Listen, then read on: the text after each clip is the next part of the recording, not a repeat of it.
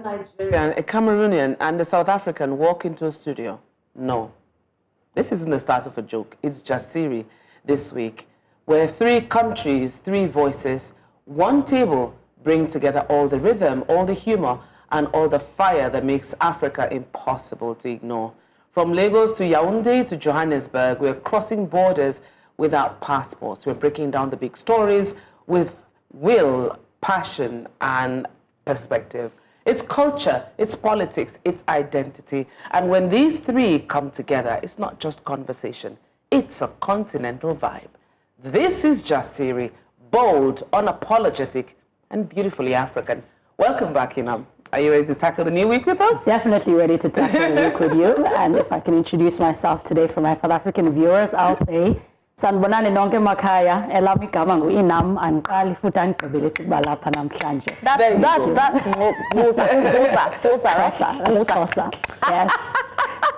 Oh, Africa is so beautiful. And talking about being beautifully African, Tolu is in Cape Town, by the way, covering this year's African Energy Week. So while you won't be seeing her here on Jasiri, she'll be popping up during the day, for the next few days for the latest updates from the event. And now as we get started, first stop on the agenda, Kat. Let's begin with a story closer to home and making headlines this morning. So, Honourable Adamu Aliyu, a sitting member of the Plateau State House of Assembly, representing Jos North, is battling to clear his name after the Independent Corrupt Practices and Other Related Offences Commission reported him for contract fraud. On the 12th of September, Justice Emeka Nwite of the Federal High Court in Abuja declared him wanted, granting security operatives and even private citizens the power to arrest and hand him over to the commission.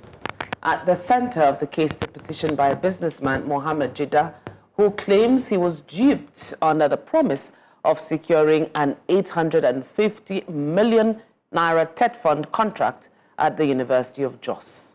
Investigators allege that Jida paid over 73 million naira into accounts linked to Aliyu and was even presented with what the university later confirmed was a forged contract award letter. But Aliyu tells a different story. Darshan?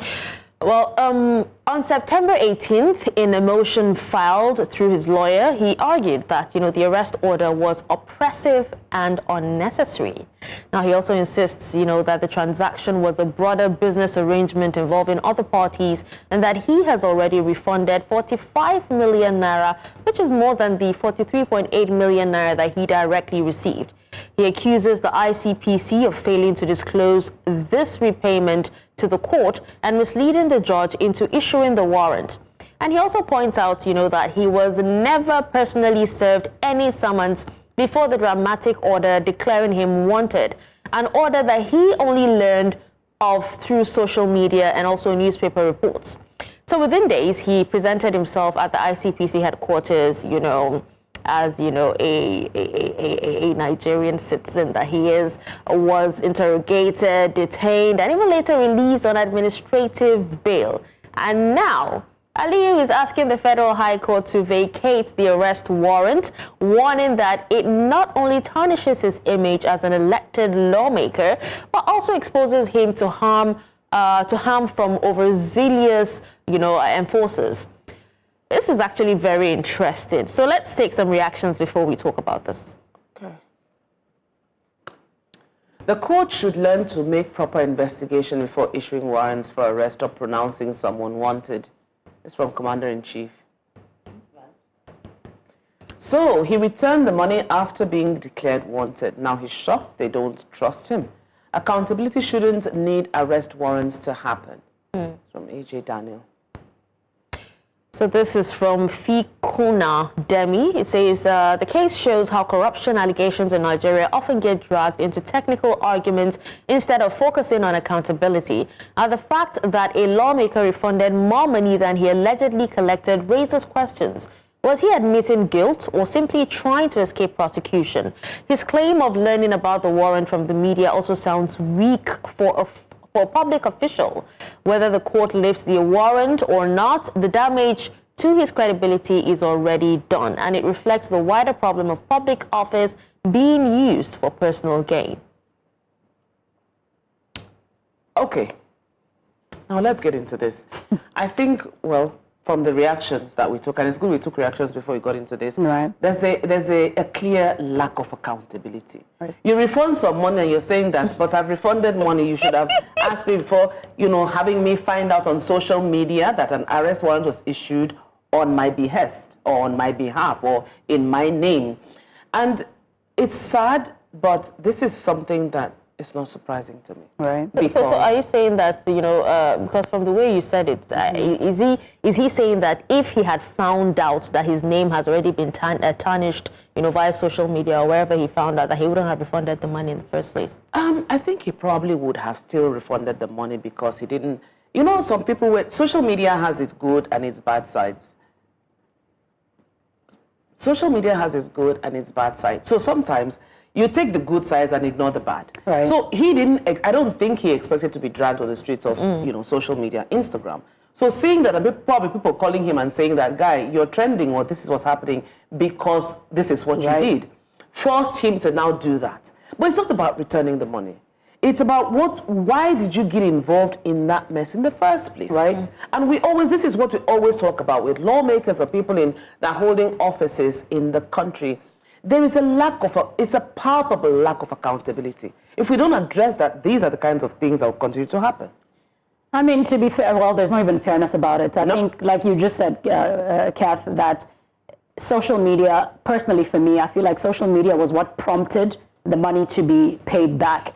Because under normal circumstances, the accountability that we tend to talk about is what people tend to shy away from, especially if you are in a society or in a country where corruption is a thing that is occurring consistently. People will feel like I'm not the first one to do it. Mm-hmm. So even if I do it, there'll be a talk and be banter, and then we'll let bygones be bygones and we move away from there. And I think even the defense to say, well, I returned the money, I think in Africa, even in South Africa, people need to understand that for every action, there's a consequence. Exactly. So I stole Darshan's phone. You find out that I steal the phone, and just because I returned it doesn't mean that there isn't going to be a consequence for the fact that I returned the phone. I stole it. I had every intention to steal.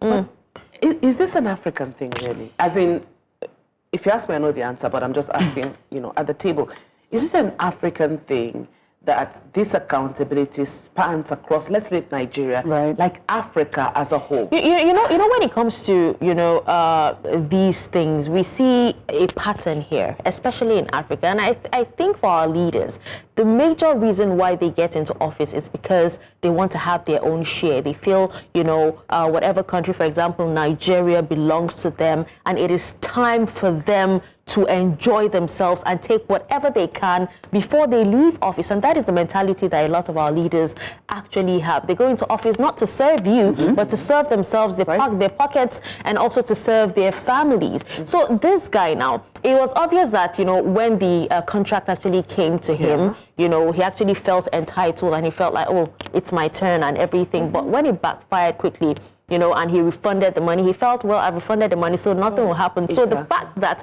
this specific, issue went viral was what prompted him. And he's saying that, he feels like it's going to tarnish his image. He already tarnished his image, by stealing in the first place. And I know most leaders would not even feel, because I'm saying it here, it is a norm for them to steal, right? They would not feel any form of guilt. But the fact that his name has been associated with the ICPC and, theft of money, that is why. That's the major reason why he actually, feels like something needs one of to those be done. When your name comes in other climes, the leaders would actually resign, but not in Africa. That's the problem, though. That's the problem. I think our consequences don't prompt them to a state that says, if you do this, you're out. Because if you're in your normal place of work, if you are found stealing, or there's a case of fraud and embezzlement, immediately you are out. True. But in Africa, there's always that need to pardon somebody because this is Africa. And for me, I just feel like it's not fair. And like you said, Kathy, I don't even think it's an African problem because it's so magnified in Africa. I think if you look, I mean, we follow the news every now and again, you'd see that cases like this. I think there was the Prince of Switzerland at one point also had an issue like that, but theirs are always just so minute. Yes. But in Africa, because it's a thing, like Darshan said, the minute you get into power, let me feed my belly, let me see what I can take, and then on to the next one. And I think because we've come to understand that this is what is done. By now, we are supposed to have the right kind of strategies and systems to curb things like this, but unfortunately we don't. Is it something that's more magnified in Nigeria, this bad behavior? Is it more magnified in Nigeria, for example? Because I can't, as you were talking, I was trying to think, which leader, which person who is holding public office has been held accountable for something and has decided, okay, you know what, I'm going to step away, I'm going to resign, it doesn't come to mind. I mean, in South Africa, Jacob Zuma, again, as I said last week, because I think he was quite controversial. Yes, we haven't had a lot of, I mean, Nigeria has been more independent, has had more independence than South Africa, so the number of leaders that have been present in South Africa is a bit smaller. But when he was, allegations about Nkandla was where he's from. I think we know about the whole story. Yes. But they held him by the collar. Voila. He was impeached. Jacob Zuma was impeached. And after he was impeached, our public prosecutor said, I'm not going to leave you at impeachment. So he was jailed. He did jail time. And because, going back to what Kathy said, there's this African thing that feels like we need to pardon. Because once he went to jail, South Africans became, remember there was a season some years ago where there was that looting. Yes. That looting was because Jacob Zuma was put in jail. It wasn't because people were necessarily hungry. It was when the looting started that people now went in. But do you understand what I'm trying to say? Yes. An old man goes to prison. And then people loot and they say, but he's an old man, but he should have been given a presidential pardon. So that's the thing with us. So let's, Kathy asked the question, is it more magnified in Nigeria? I think it is encouraged because there's no way. I agree. If those above you, those before you, those before you, is a father, yes, is a those before you, those above you, if you do not see them doing it, you won't have the guts, the effrontery to do it. I agree. So I think, it stems from the fact that, your bosses, or your godfathers are doing the same thing, so nothing would happen. If you play your cards right. And exactly. Of course, in Nigeria, they say, now who then catch be thief. So a lot of people have probably been doing So if you're not caught, you're not a thief. No, my sister, you're wow. It's who then catch like this, now be thief. So in his own case, it's like, if I probably played it better, or I was deft in my strategy, I could have done it. And there was an African, someone that was interviewed, and he said something. He said it is only corruption if you're not in office. But if you're in office, you won't see it as that. But what do we see it as then?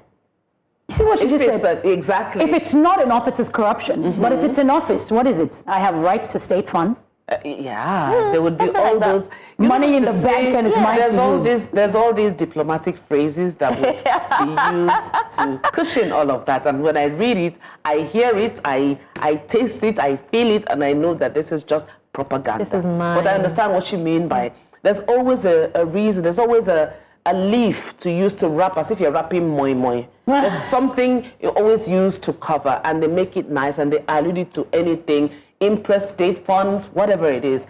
And I think that is what the political parlance or the jargons used for all of these things further gives them the confidence to keep moving through money, through funds that they know that they have no right to. And I think that's one of the reasons that makes them want to perpetuate themselves in power. You said confidence, and I was going to talk about the effrontery that I had to say. He asked the Federal High Court to vacate the arrest warrant. Who are you? Honestly, by what power are you using to do that? And you expect them to oblige and comply because you asked that.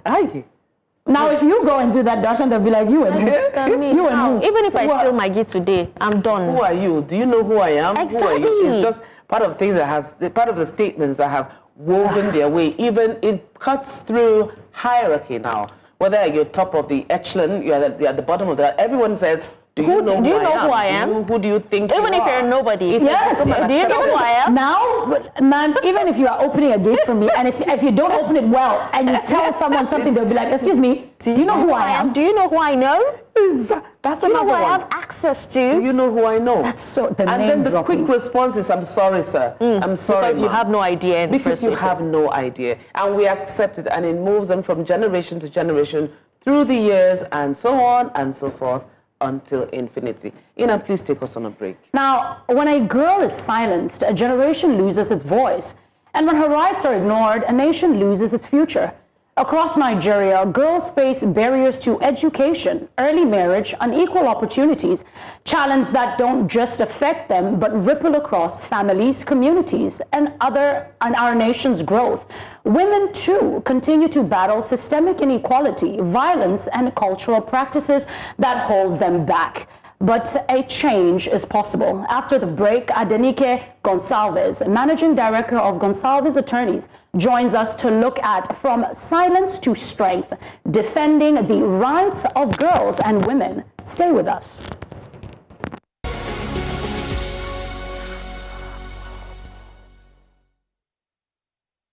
Thank you for staying with us on Jasiri. Now, across Nigeria today, millions of girls wake up with dreams, but too often, those dreams are interrupted. Interrupted by poverty, by harmful traditions, by systemic barriers that deny them the same opportunities as boys.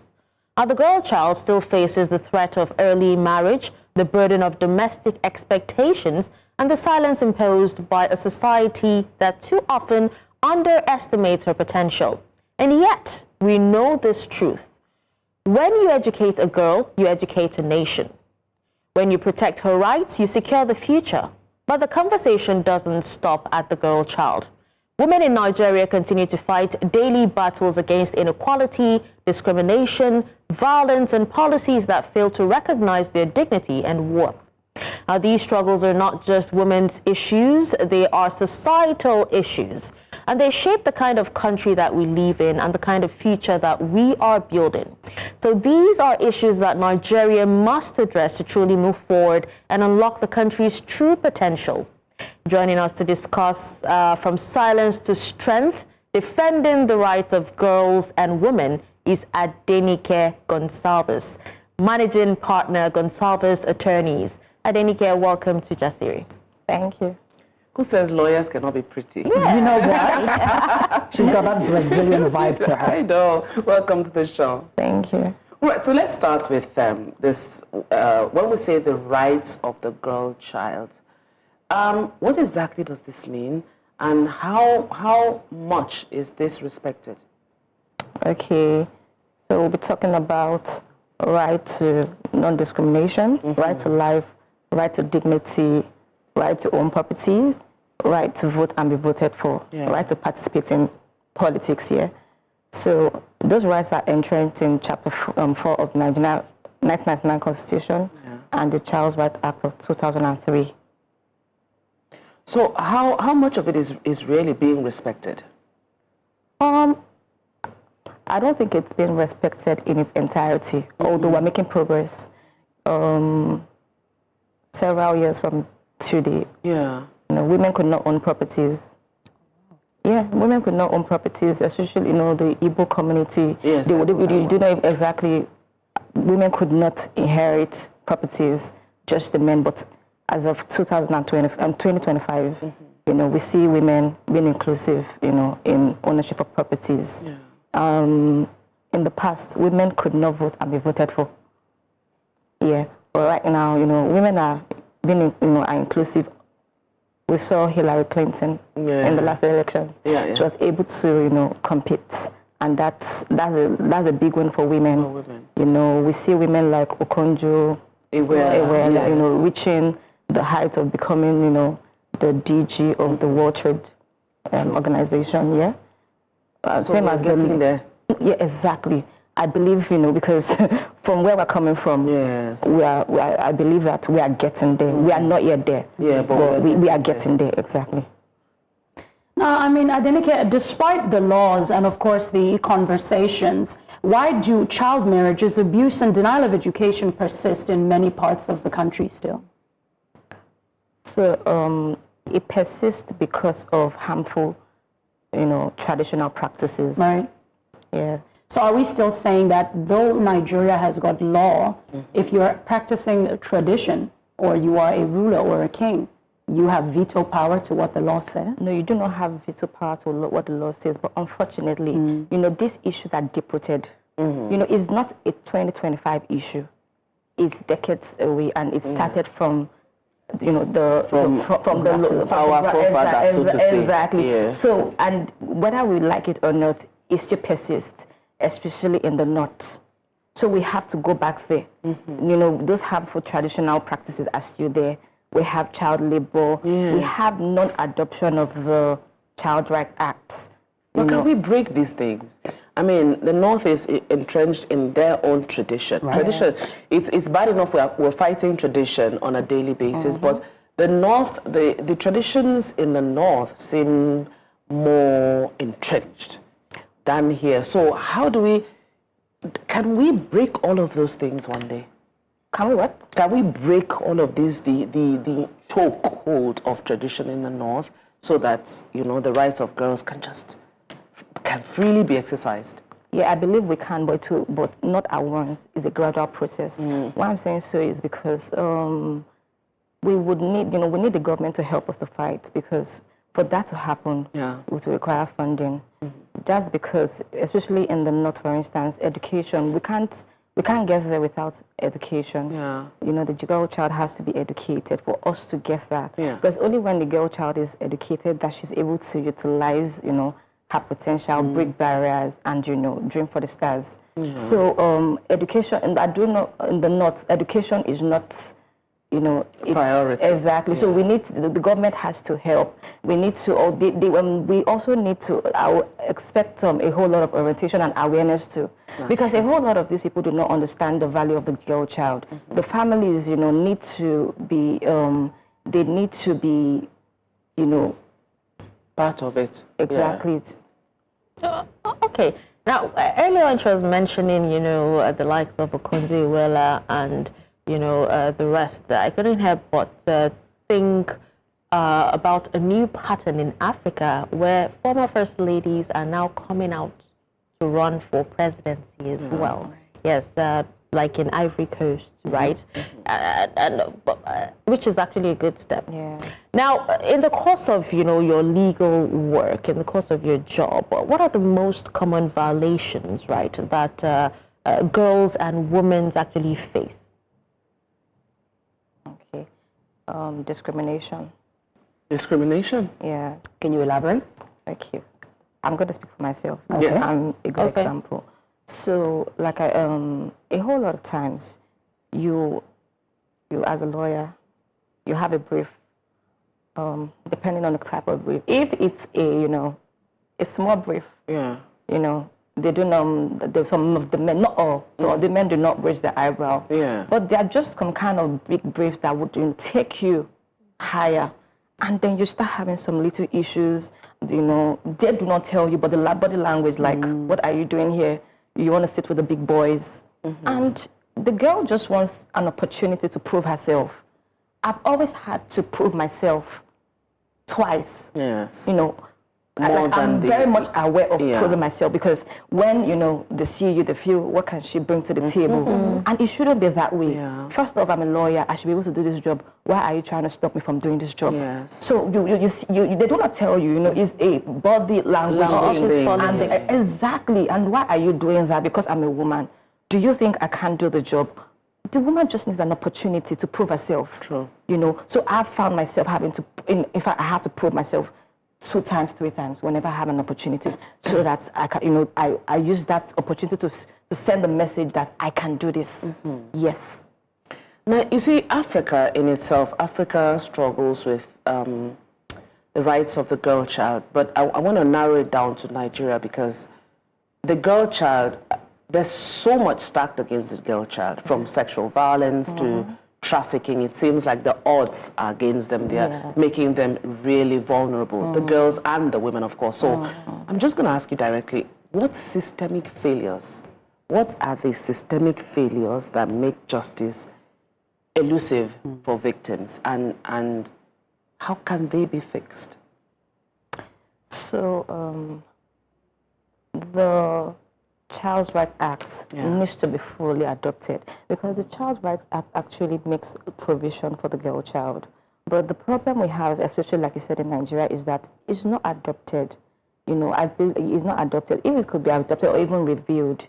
In fact, some states in Nigeria do not even, they haven't even adopted the Child's Rights Act. And then aside from that too, you know, the courts need to be more dogged and proactive in dealing with cases of, you know, of the girl child. Because let's say, for instance, now the court gets, you know, cases of, you know, of violence, sexual violence and the sort, and then, you know, they deal with it very quickly, and then, you know, punishment is meted out. You know, it will serve as a deterrent to, you know, prospective violators to know that, you know, the government, the courts are not joking with, you know, with dealing with perpetrators, and, you know, it just sends that signal. So I believe that the court has a very huge role, you know, to play. Exactly. It's not that, you know, a case comes and it's just lying about for 1 or 2 years. Exactly. With levity. Exactly. Even the victims would not feel, you know, the victims definitely normally do not even want to come out. They feel they do not want to feel victimized. But if they feel like they can get justice very speedily and quickly, why not?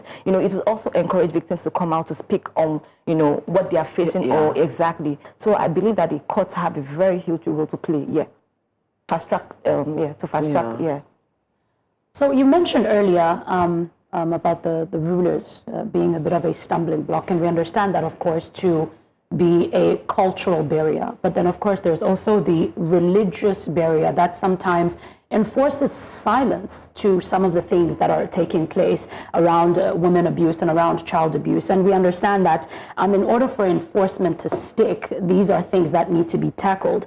And of course, we also understand that when it comes to domestic violence and workplace, Nigeria has already signed international treaties. You mentioned now the Child's Act, but there's also the African Charter. But I think my question to you is, why is it that the enforcement remains so weak, and who is responsible to see to it that these gaps are closed? Okay, so it's for me, it's a communal thing.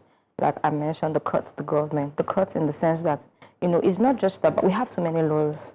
It's not just about, you know, legislating, you know, just having the laws on the books. There's so many laws that, you know, we have a lot of laws. I'm sure if I even mention some laws, you're like, oh, do we have that? I know, right? And people just, you know, oh, we didn't even know we have the but the problem is implementing, and that's one problem that, you know, the courts face, you know, lawyers face, implementing the laws. If we can implement these laws, it will be good for us, honestly. And then aside from that too, you know, government's action is very, very important, because, you know, many of, we have a lot of institutions that take part, you know, in making sure that the rights of the girl child is being enforced. But they have the problems of funding. Okay. You know, Hold that thought. We have a problem of funding. There's always a problem of funding.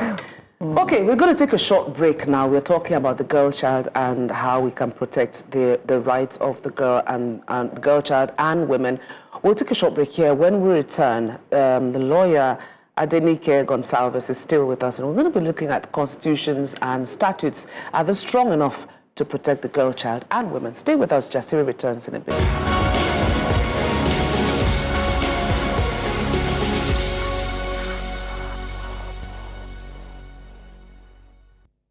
You're welcome back to Jasiri this morning. Our guest is still with us, Adenike Goncalves, managing partner at Goncalves Attorneys. And we're still talking about the rights of women and girls and the girl child. Let me be very specific. Now, when we say from silence to strength, or we talk about protecting our rights, we also need to know what the law says. So, Ms. Adenike, let's talk about Nigerian law. Is the Constitution as well as the statutes strong enough to protect women and girls, or do we still have major gaps in Nigeria's Constitution gender-friendly? Yes, I believe that the Constitution is strong enough, you know, to take care of the girl child's rights.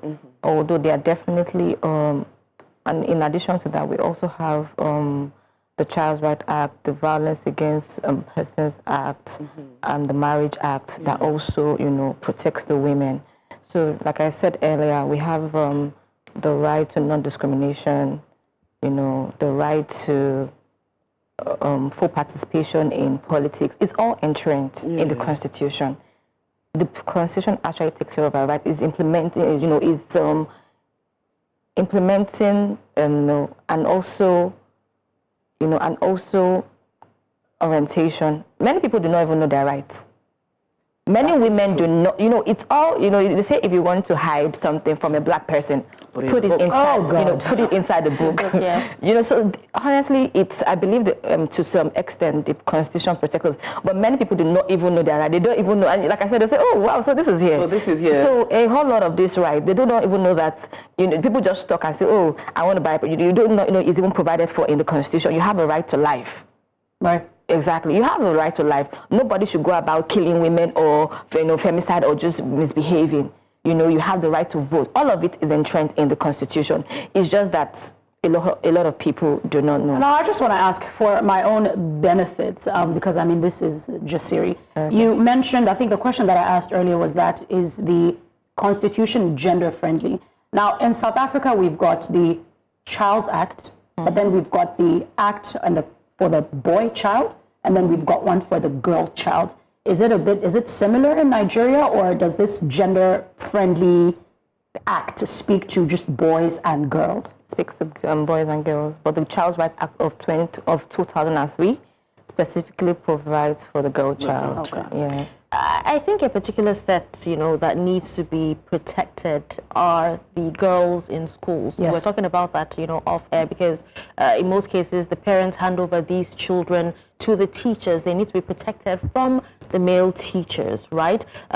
Because yesterday I was just scrolling through social media, and I saw a video of a lady, she's grown now, who she called her teacher, challenged him and asked him why he did what he did to her and other girls while they were in school. He would line them up and take pictures of their privates and everything. And she challenged him on social media, and he was trying to deny it. But she said she has evidence and all that. And he said, don't worry, I'll keep the pictures safe. I think they were around 10 years and all that. And also reminded me of, a report that I covered, in Niger State, where the teacher, right, he molested almost all the girls in his classroom, and it was later found out that he was HIV positive. And each time he came to court, right, he had a smirk on his face. It was later on that we heard that, he has an older brother or a family member who is in power, and the whole case might just die down and he'll be let go of. And so, these set of girls need to be protected from the male teachers. And, I'm going to include that with, early marriage and child labor, which still persists, despite legal protection. So what does this say about the strength of Nigeria's, judicial or justice system when it comes to protecting girls? So, with what the example you've given, unfortunately, it happens. Like, it is the norm. So you are just hearing that story. I'm hearing some other story, but the honest truth is that is the norm. So now, part of the reforms that we're looking at is, parents, the family, or rather, women are the backbone of the society. Yeah. Whatever happens in the society translates from it starts from the family. So women and even families are now encouraged to speak to that, not to allow their children to go and stay in uncle's house, stay in our family friends' houses. Like, it's because this is where all of these things happen. You understand? But what happens if they're at school? Because I think what Darshan made a point of is at school, and the teachers are there to protect them. Because I remember take advantage of I remember in South Africa too. I was a prefect. I was in high school. In South Africa, we call it matric. What you guys call matric is not what we call matric. So our matric is grade 12, which is your last year at high school. And I was a prefect. Darshan, I remember one of these days we were just, after school as a prefect, you must make sure that the school is clean and you're just walking around. And I remember this one day as a prefect, I was walking and I was passing, and I just heard sounds. And I'm like, what is going on here? And we literally had to peep, and it was a teacher and a student. Yes. And he was so shocked. We had to call security. In fact, the security guard saw, and he was like, you guys need to come and see. So what helped us that day was because the security guard was there. So outside of the fact that in the home, a mother does her responsibility, I think the next question that I'm going to ask, which I don't want to defer from, is at what age, when we talk about things like this molestation and all that happened to kids, at what age do parents now need to have conversations with children? Because now it looks like you're going to have to educate your child very early, because you don't want to send your child to school if I can be very candid, a virgin. And she's in school, and by the time she comes back, she is not. Because like Darshan said, sometimes at home you can do this, but the reality is that for most of a child's life, they are not at home. So how do we then? So I was still committed to that. It's like it's one question, and I just wanted to just begin from there. Okay. So first off, like I said, parents are even aware now, and there's the advocacy that if you can, do not first off even before we go to the school, even from the house, because it also happens in the environment.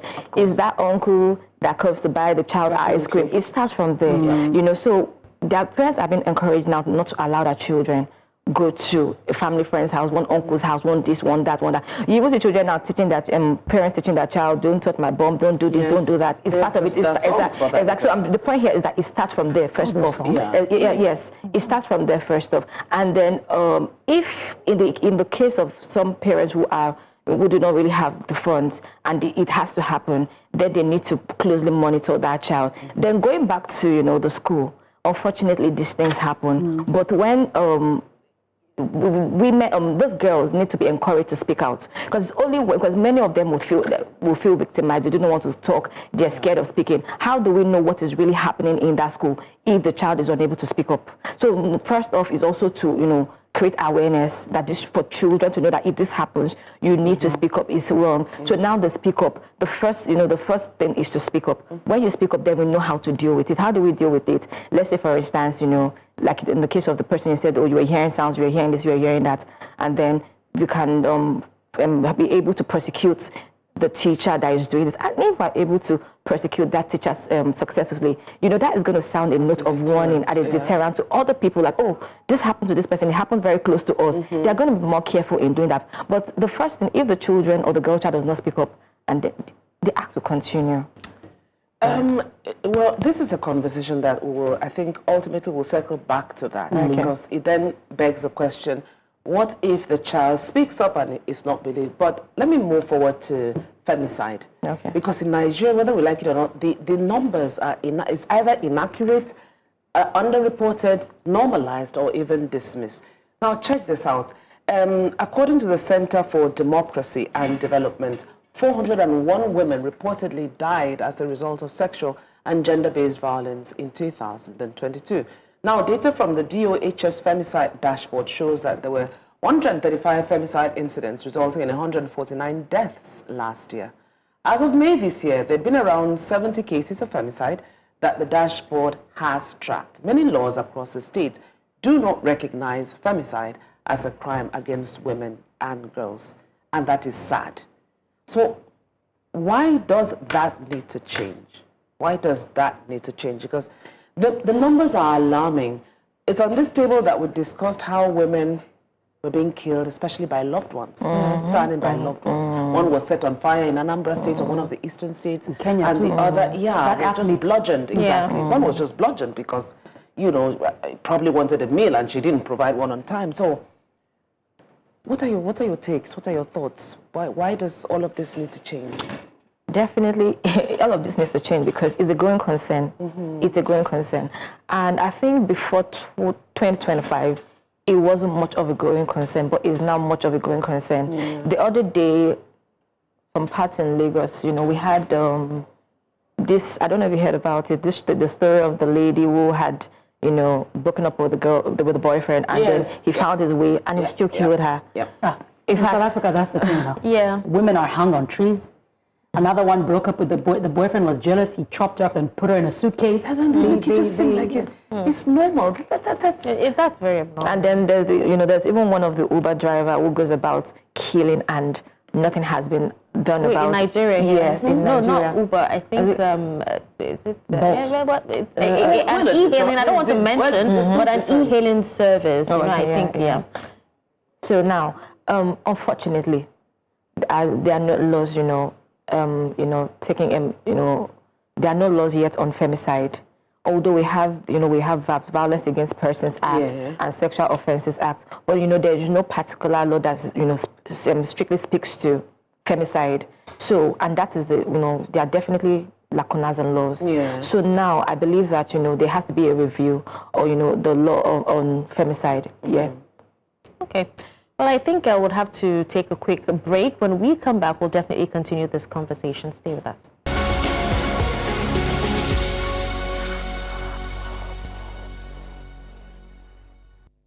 You're welcome back to Jasiri, and I'll just get right into the next question. Now, there's conversations around special seats for women in the National Assembly as a way to increase women's representation and participation in politics. As expected, it is facing serious opposition. Now, in your own view, do you think that it is a way to start changing things for women and girls in this country? Yes. It's a way to start, changing things for women and girls, and I'm very happy we're at this point. Yes, we're making progress. There was a time that, like I said, women could not vote or be voted for, but now we see, women, getting to the peak of their careers, doing what men are also achieving. Yeah, even though they have to push themselves twice. Exactly, but the point is that a movement. Exactly. So, and it's good because when you see other women get to that, you believe that you can also achieve it. Yeah, true. Yeah, exactly. So yeah. I like what you said now, because I'm from the north, and right now we have so many more ladies who are being educated, and they're more aware, and I'm telling you, the men do not like it. They don't find it funny. I'm telling you, they're not happy about it. But then, you talked about so many Nigerian women excelling, even from the north. It gladdens me to see so many of them coming out, being who they are, and breaking, barriers and all that. You talk about media, politics, and even in innovation. But structurally, there still these ceilings and also these barriers, right? So what are the reforms that we need, that could create an enabling environment for some of these girls to grow into women, who actually thrive in a country like Nigeria? Reform of the Child Rights Act, like a real review. Because a review would ensure compliance and it will serve as a deterrent to prospective, violators. And I said earlier, the Child Rights Act is not fully adopted in some states in Nigeria, especially the North. So it has to, it will be good for it to be adopted in the North. And then we need our curriculum, the junior, the secondary curriculum, the school curriculum. Human rights is good for human rights to be taught, from junior secondary schools. We would also need, it would also be good for government to liaise with, the NGOs, because NGOs are the heart of enforcement, of also enforcement of the girl child's rights.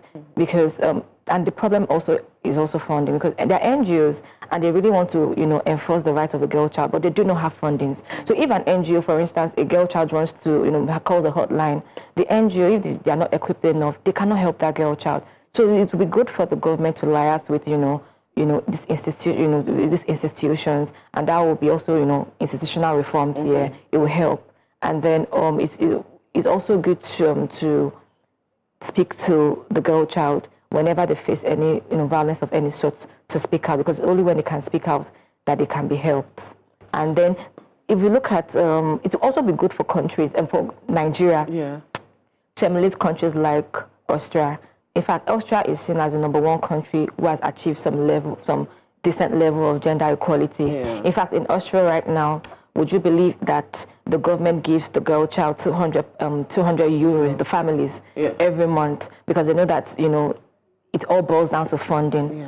So it would be good for our government to emulate countries like Finland, Austria, Australia, Norway.